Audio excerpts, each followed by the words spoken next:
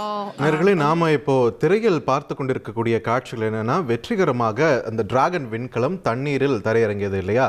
அதனுடைய பாதுகாப்பை உறுதி செய்வதற்காக பாராஷூட் உதவியோடு தான் அது தரையிறக்கப்பட்டது. தொடர்ந்து காற்றின் வேகத்தின் காரணமாக அந்த பாராஷூட்டோடு இதை இழுத்துட்டு போயிடக்கூடாதுன்றதுக்காக உடனடியாக அந்த பாராஷூட் வந்து அந்த விண்கலத்திலிருந்து பிரிக்கப்படுது. அதன் பிறகு அந்த விண்கலத்தை அங்கே வரக்கூடிய ரெக்கவரி வெசல் என்று சொல்லக்கூடிய அந்த படகுகள் உதவியோட இணைக்கப்பட்டு தற்பொழுது அந்த விண்கலமானது கரையை நோக்கி கொண்டு செல்லப்பட்டு கொண்டிருக்கக்கூடிய காட்சிகளை தான் நம்ம திரையில பார்த்துட்டு இருக்கோம். தொடர்ந்து செய்தியாளர் தாயுமானவன் இணைப்பில் இணைகிறார். தாயுமானவன், வணக்கம். வெற்றிகரமாக டிராகன் தரையிறங்கியாச்சு, அடுத்து என்ன விரிவான தகவல்கள்? பார்த்திபன் வணக்கம். தற்போது வெற்றிகரமாக விண்கலமானது கடற்பகுதியில விழுந்திருக்கக்கூடிய ஒரு சூழல்ல அந்த விண்கலத்தை பாதுகாப்பாக தரைப்பகுதிக்கு கொண்டு செல்லக்கூடிய பணிகள் என்பது மேற்கொள்ளப்பட்டிருக்கிறது.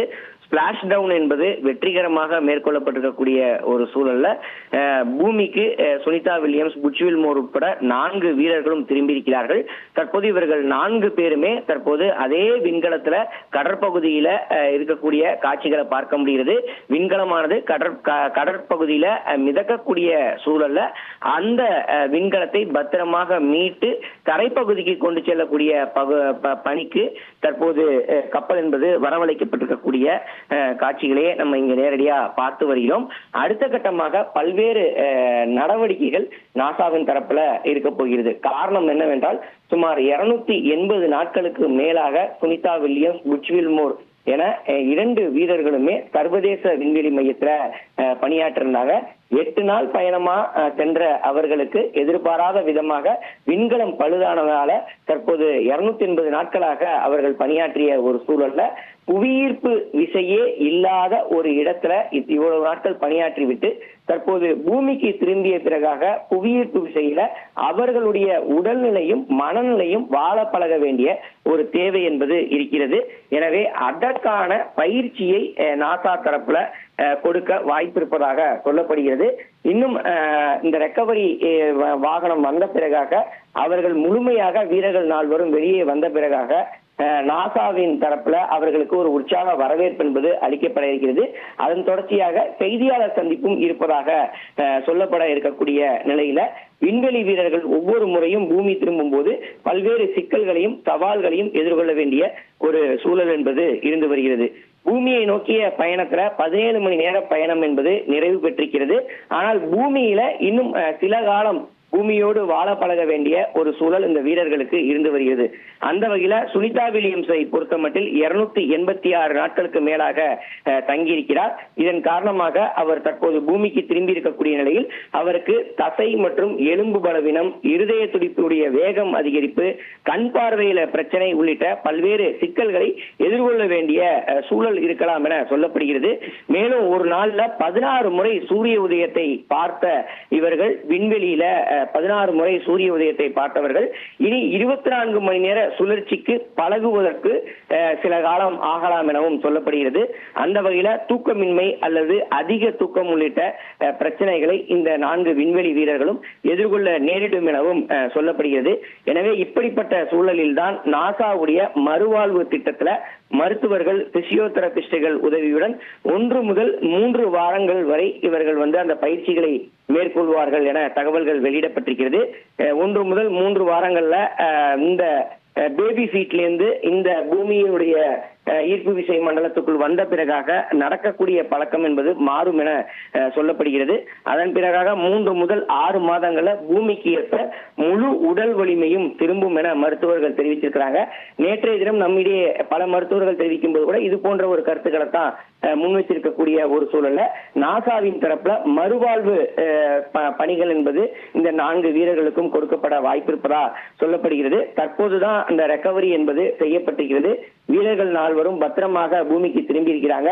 உடனடியாக அவர்கள் அனைவருமே பாதுகாப்பாக லேண்டுக்கு, நிலமட்டத்திற்கு அழைத்து வரப்பட்டு அடுத்த கட்டமாக அவருக்கு ஒரு உற்சாக வரவேற்பு அளிக்கப்பட்டு செய்தியாளர் சந்திப்பும் விரைவில் துவங்கும் என எதிர்பார்க்கப்படுகிறது. நன்றி தாயுமானவன், உங்களுடைய விரிவான தகவல்களுக்கு.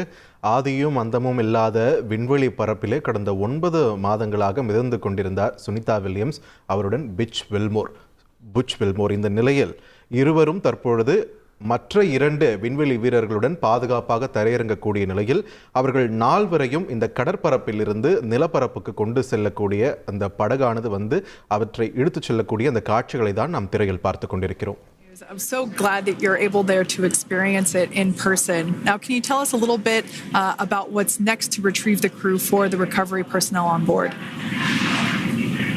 Yeah, Kate. So coming up next, Dragon will be hoisted into the on-deck translation system, or the nest, at the aft end of the ship, and then will be translated pretty quickly towards that egress platform. We'll perform another series of safety checks as final precautionary measures, just to make sure there are no hypergolic vapors present. 4 விண்வெளி வீரர்களும் பத்திரமாக தரையிறங்கி இருக்கிறார்கள். இதில் 2 பேர் 6 மாத காலமாக இருந்தார்கள். 2 பேர் 9 மாத காலமாக விண்வெளி பரப்பிலே இருந்துவிட்டு தற்பொழுது பூமிக்கு வந்திருக்கிறார்கள். இவர்கள் இங்கு பூமிக்கு வந்த பிறகு சந்திக்கக்கூடிய பிரச்சனைகள் என்னென்ன, உடல்நல ரீதியாக என்னென்ன சிக்கல்கள் ஏற்பட வாய்ப்பு இருக்கிறது என்பது பற்றியெல்லாம் பொதுநல மருத்துவர் டாக்டர் ஜிம்மி பிரபாகரன் நம்மிடையே தெரிவித்த கருத்துக்களை தற்போது பார்க்கலாம். வணக்கம், நான் பொதுநல மருத்துவர் டாக்டர் ஜிம்மி பிரபாகரன், ரேலா மருத்துவமனையிலிருந்து பேசுகிறேங்க. உலகமே ஆவலோடு எதிர்பார்த்து கொண்டிருக்கும் நம்ம ஆஸ்ட்ரோனாட் சுனிதா வில்லியம்ஸ் 9 மாத காலமாக அந்த ஸ்பேஸ் ஸ்டேஷன்லேயே அங்கேயே இருந்து வாழ்ந்துட்டு இப்பொழுது பூமிக்கு திரும்புறதுக்கான எல்லா ஏற்பாடுகளும் நடந்து கொண்டிருக்கிறது. அவங்க 9 மாதமாக அங்கே இருக்கக்கூடிய சீதோஷ்ண நிலை, காஸ்மிக் ரேடியேஷன்ஸோட எக்ஸ்போஷர், அங்கே இருக்கக்கூடிய உணவு, அந்த கிராவிட்டி இல்லாமல் அவங்க நடக்கிறது, பார்க்கறது, எல்லா நார்மல் செயல்பாடுகளும் அவங்க பழையபடி இங்கே பூமிக்கு வந்ததுக்கு அப்புறமா அவங்க நார்மல் வந்துருவாங்களா, எல்லா செயல்பாடுகளும் நிச்சயமாக நார்மல்ஸுக்கு வந்துருமா அப்படின்னு சொல்லிட்டு எல்லாருமே ஆவலோடு எதிர்பார்த்து கொண்டிருக்கும் தருணத்தில் இப்போ நான் பேசிகிட்டு இருக்கேன். அவங்க 9 மாதமாக அங்கே ஸ்பேஸ் ஸ்டேஷனில் இருக்கும்போது அவங்களுக்கு ஏற்பட்டக்கூடிய மாற்றங்கள், சரீரத்தில் ஏற்பட்ட மாற்றங்கள் என்ன இருக்கும், அவங்க பூமிக்கு வந்தாங்கன்னா அவங்களுக்கு என்னென்ன பிரச்சனைகள் வர்றதுக்கான வாய்ப்புகள் இருக்குது என்பதை நாம் பார்ப்போம். அப்பொழுது அவங்க அங்கே இருக்கும்போது அந்த ஃபுல்லாக பாடியை கீழே தரையில் வச்சு அந்த ஸ்ட்ரென்த்தோடு நடக்க முடியாததுனால, கிராவிட்டி இல்லாததுனால அந்த மசில்ஸ் எல்லாமே கொஞ்சம் கொஞ்சமாக அட்ரோஃபி ஆகி மசில் வீக்னஸ் வர வாய்ப்பு உண்டு.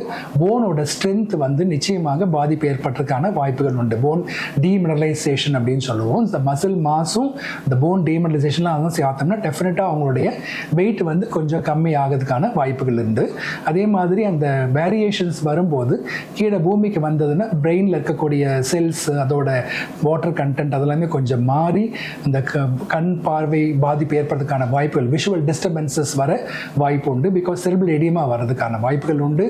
அதே மாதிரி அந்த higher functions of the brain சொல்லுவோம், அது மெமரி, ஸ்பீச், ஓரியன்டேஷன், பேலன்ஸ், இது எல்லாமே higher functions of the brain கொஞ்சம் கொஞ்சமாக பாதிப்பு ஏற்பட்டிருக்கிறதுக்கான வாய்ப்புகள் உண்டு. பிகாஸ் அவங்க 9 மாதமாக அவங்க இன்டர்நேஷனல் ஸ்பேஸ் ஸ்டேஷனில் இருக்கிறதுனால இந்த மாதிரி வர்றதுக்கான வாய்ப்புகள் உண்டு. அது கொஞ்சம் கொஞ்சமாக இந்த பிரெயின் ரெக்கவர் ஆகிறதுக்கான தருணம் நிச்சயமாக இருக்குது. அதே மாதிரி அங்கே இருக்கக்கூடிய உணவுகள் நிச்சயமாக ஒரு ப்ரோபயோட்டிக்கோடு இருக்கிறதுக்கான வாய்ப்புகள் இல்லை. அதனால் நம்ம உடம்புல ஒரு நார்மல் ஹெல்த்தியாக இருக்கணும்னா நம்ம உடம்புல ப்ரொடெக்டிவ் பாக்டீரியாஸ் நிறைய இருக்குது. அந்த கேஸ்ட்ரோ இன்டெஸ்டினல் ட்ராக்டில் அந்த ப்ரொடெக்டிவ் பாக்டீரியாஸ் அங்கே இருக்கக்கூடிய உணவுகள் இல்லாமல் இருக்கலாம். அதனால் இங்கே வரும்போது அந்த கேஸ்ட்ரோ இன்டெஸ்டினல் மேனிஃபெஸ்டேஷன்ஸ் வயிறு உப்பசம், ப்ளோட்டிங், லூஸ் மோஷன் இதெல்லாம் வர்றதுக்கான வாய்ப்புகள் உண்டு. சரும பிரச்சனைகள், ஸ்கின் ரேஷஸ் கூட வரலாம்.